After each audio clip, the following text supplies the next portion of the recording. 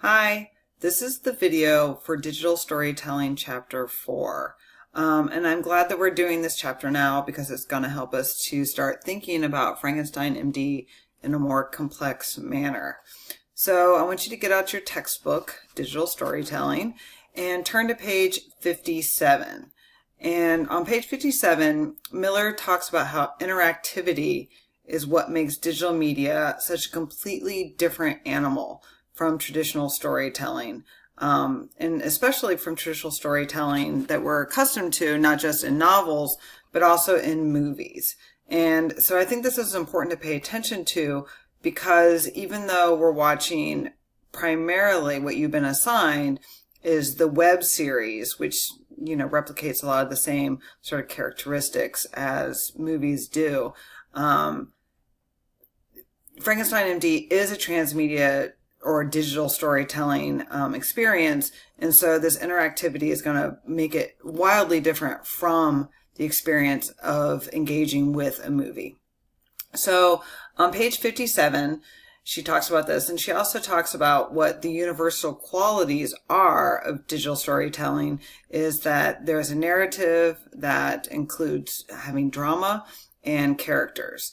And then she goes on to talking about what makes digital storytelling so special.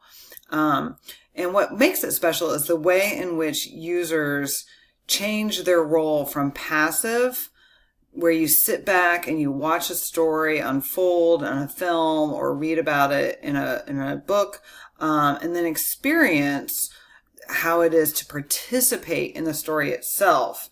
And thus it's something very special, but it can also become problematic in a couple of different ways. On page 58, she talks about how interactivity is one of only two possible ways of relating to narrative content. The other way is to relate to it passively, and that's enjoying a form of entertainment where you're doing nothing more than listening to or reading about a story. So even though you're making connections in your mind, which of course I hope you are doing, and questioning something about the story, that's still not being interactive. What makes interactivity special is that you actually have an impact on how the story unfolds or ends. And this is radically different from the way narratives have traditionally been experienced. So you actually become a participant when there's an interactive story. And this makes the work more robust in the way that your input actually, again, contributes to or affects the way a story ends. Now, I want you to turn to the bottom of page 58 and the top of page 59. And I like this example that she puts in the box because she identifies how you can differentiate between the two forms, because typically when you're reading a novel or you're watching a film, you tend to lean back, to sit back, relax. You're not engaged. Whereas when you're a participant in a particular kind of digital or transmedia storytelling, you tend to lean forward, such as I am doing right now, coming quite close. And that shows like bodily, it shows how you're engaging with the narrative. So you're not laying back in your bed. You typically have to be leaning forward so that you can, like I am, be holding onto your mouse or have access to your keyboard, which you can't see, but is right beneath me. But you have to be engaged in some way with these kinds of storytelling.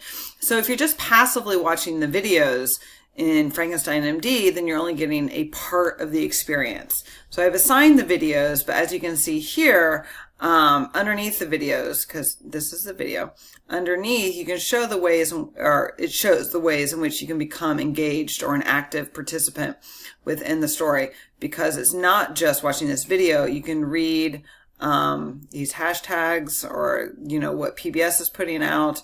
You can check out the merch. You can go to the website and see Victoria's blog. You can go to Twitter, see what people are contributing there or contribute yourself. You can interact with Facebook, Tumblr, Instagram. This is a little bit problematic because Frankenstein Frankenstein MD went off the air a couple of years ago, but nevertheless, there are still conversations going on. The story still lives on, so you can still participate with it. So on page 59, she outlines the different kinds of terminology that you can use for different kinds of participation, depending on what kind of digital storytelling is taking place. So she makes it very clear that players or gamers are people who are participating in a digital story that is actually a game of some sort. So you would not use the term player or gamer to explain or refer to the kind of interactivity that you're going to be taking part with when watching and participating in Frankenstein MD. Also, she talks about an immersive environment where you feel like you're actually part of that universe. And she calls those persons participants. Again, we're not participants in Frankenstein MD. In effect, what we are is going to be falling under the term user. It's more of an umbrella term. And a user differentiates you from a viewer or a reader in that you are participating in a digital environment. It's not a game. It's not immersive, but nevertheless, you are contributing to the narrative. Maybe not the actual end of the web series at this point. And by maybe not, I mean not. You're not contributing to that narrative. But nevertheless, there's a narrative that runs alongside the web series, which unfolds again on Instagram, Tumblr, Facebook, Twitter, and the blog, that is actually part of the narrative. So that conversation, that portion of digital storytelling continues on to this day. And you can see that here we've got creature sighting, which is one of the hashtags that Pemberley Digital was using alongside Frankenstein MD that is still going on today. Where this is when Victoria used this and said, you know, tell us when you see Frankenstein, the monster from Frankenstein. And people are still using that hashtag, sometimes actually to refer back to Frankenstein MD, sometimes not. But you can see as we go down through here, some of them are repetitive. Some of them refer directly to Frankenstein MD. Some of them are referring to other stories. But here we've got one. I like this. The praying mantis seems to come up a lot in reference to creature sighting on Frankenstein MD. Excuse me. I'm fighting that cold/flu that everyone has. And luckily I'm on video, so you cannot catch it from me. Now, on page 59 in our textbook, you'll see that Miller says that the user's ability to control aspects of the narrative is referred to as agency. And I like that definition here because it shows how we are actually in control of a portion of the narrative. Excuse me. And you can be playful with that agency, or you can be serious about that agency. Now, also, she talks about how in digital storytelling, your participation is typically multi-sensory. So that means that you're using more than one sense. You're not just looking with your eyes. You're not just, hearing with your ears. You're using your eyes and your ears and possibly other kinds of senses as well. Touch, because, you're using your keyboard, you're using your mouse. That's part of your engagement. Excuse me. Hopefully I don't have to pause here. Less likely you're going to be using your sense of smell or taste. But nevertheless, that does become part of some of the experience with certain kinds of digital storytelling. Sorry about that. I got a coughing fit and had to pause for a second to regain my composure. But here we see Victoria's Tumblr account for Frankenstein MD. You can go check that out. Also her Instagram account. You can go there and see what people contributed, what users contributed to those websites, as well as what the actors and actresses, directors, producers contributed to these websites. So on page 63, I want you to pay attention to this. There, Miller outlined 6 basic types of interactivity. And I want you to think of examples that you can cite from Frankenstein MD that correlates with at least 4 of these 6 types of interactivity. That's your assignment. It's on Moodle now. In addition to the quiz. I'm going to give you a little tip right now for the quiz. I'm just going to slide this in here. I'm wearing this Ohio sweatshirt because I got a few of my degrees from the Ohio State University. That's going to be an answer to a question on your quiz. So that's a little bonus for you watching this video and paying attention. You're going to know the answer to that. So to go back to what we were talking about with 6 basic types of interactivity, she talks about 1, stimulus and response. And we can think about stimulus and response as ways that we've been taught that we can interact with a website. So for example, when you see a link such as here, you can tell it's a link because it has a slightly different font. It's usually a different color. Also, my cursor goes from being an arrow to a little hand when I hover over it. That I can click that and see where it takes me.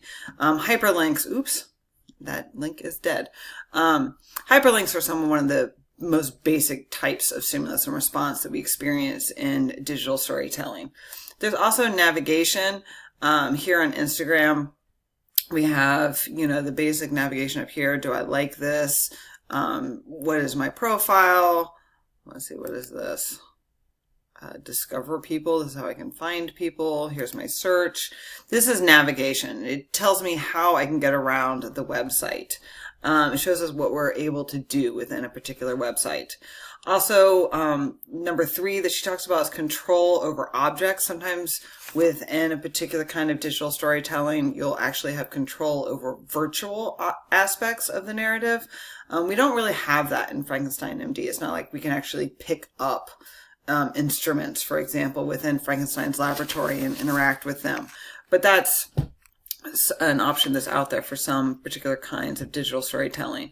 Also, number 4, communication, where we can communicate with other characters. Of course, we have that ability within Instagram, within the Tumblr, also within Twitter. So we can actually tweet to the characters and then they can respond to us. That's a pretty cool aspect that people really liked about this. You can't do that anymore, unfortunately, because the actors are no longer being paid for that. Also, we have an exchange of information.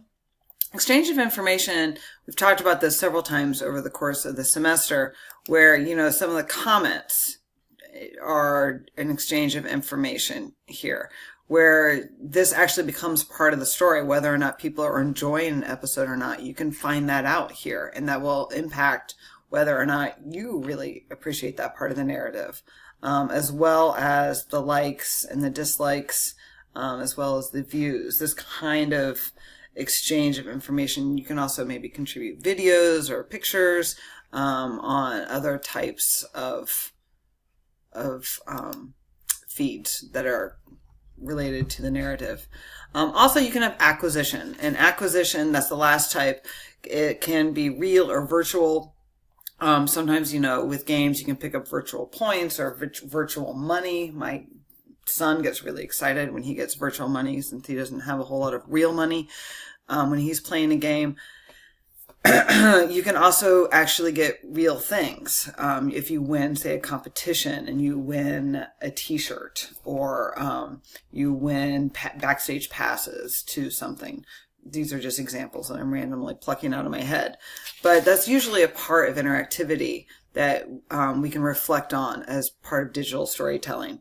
So I want you to definitely pay attention to and read through this list, and also go through her list of examples that continue on pages 64 and 65. This will help you with your homework assignment. And she gives really interesting examples, not just from transmedia storytelling, but also from real life. And again, when you should be thinking about that way in which digital storytelling borrows from traditional forms of storytelling that we're accustomed to. All right, so good luck with your homework assignments, and I'll be seeing you soon.